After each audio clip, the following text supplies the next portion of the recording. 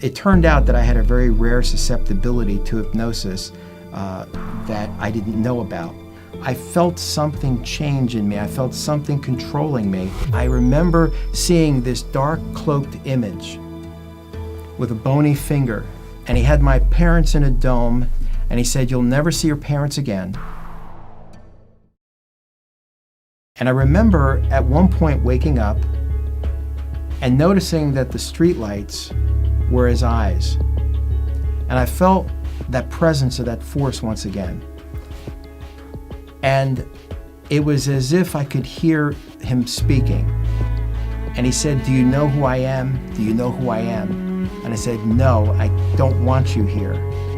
And it was as if a veil pulled back, and that fiery face that tormented me when I was a child, that I saw and haunted me in my dreams and all of those things, was there. It was coming back again from when I was 3.5 years old or 4 years old. And I said, "I'll kill you." In the meantime, my mom had called the police. They came in. They heard me say, "I'll kill you." When the first one came, I threw him 10 feet across the room, a little 16-year-old skinny kid throwing a big cop. So they knew something was up. I didn't know where the power came from, but it was something that definitely got their attention. And they took me to the hospital, and they were trying to figure out what it was. It was so unusual and so different. They had never seen anything like that. We were in synagogue on Friday nights and on Saturday mornings, and it was always a part of our life. We were helping to meet the minyan for the Mincha Marav service, and it was wonderful. And all I wanted to do was do something that would please God. But I wondered, what about the relationship with God? When I see in the scriptures, when it talked about Avraham and Yitzchak and Yaakov having a relationship, an intimate relationship with God, I said, how come we don't have that?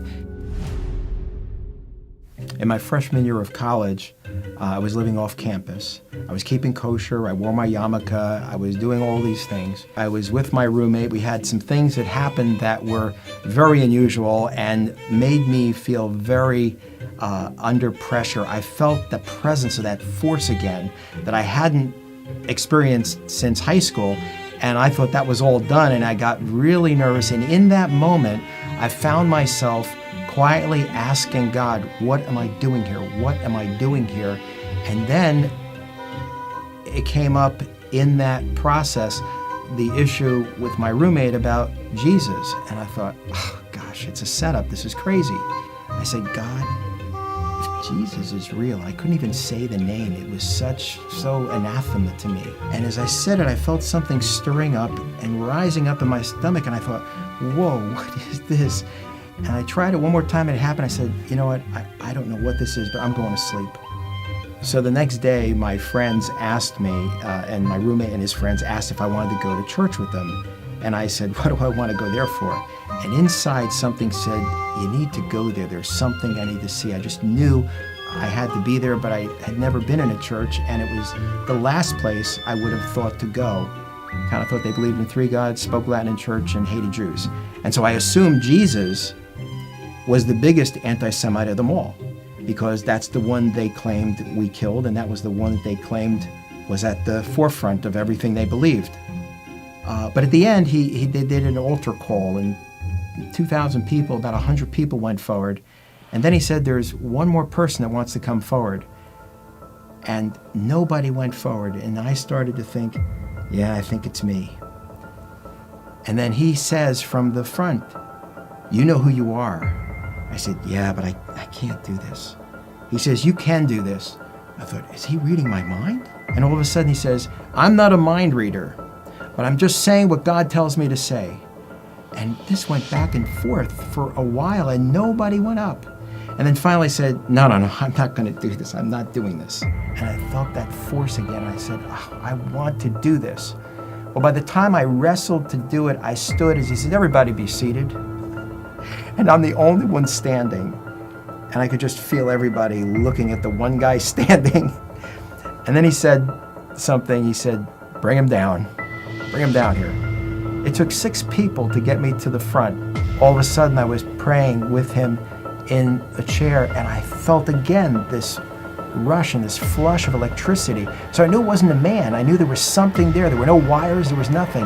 I knew something supernatural had happened. And when I looked around the room, I thought they whitewashed the place. I thought, who painted the building? I mean, it just seemed different. It was as if the scales of my eyes were removed and everything looked different. I didn't understand it, but I couldn't deny it. A couple of days later, I was on the phone with my mom. And in the conversation, she said, Jan, you sound so happy. You sound so at peace. What is different? She said, well, what is it? Maybe I can do it. I said, well, I wish you would, but I don't think you want to know this. She had scheduled for me to see rabbis. She had scheduled for me, I'd say 5 different rabbis, a psychiatrist, a psychologist. She had the whole thing set up for me. People ask me, how can you be Jewish and believe in Jesus? You can't be Jewish and believe in Jesus. And I asked them a question. I said, who told you that? They said, everybody knows that. I said, okay, everybody knows, but how do you know it? Have you ever studied it? No. Have you ever looked at it? No. Have you ever evaluated to challenge it? No. And then they tell me, by the way, you're brainwashed. You believe whatever you're told. You can't think for yourself. So I continue to ask them, how do you know?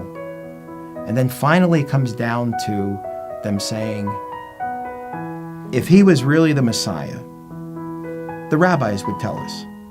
I said, so you know it because the rabbis told you? Yes. I said, so you never studied it, you never looked at it, you never evaluated it, you never had any cost involved, but the rabbis told you and you believe it. Who's brainwashed?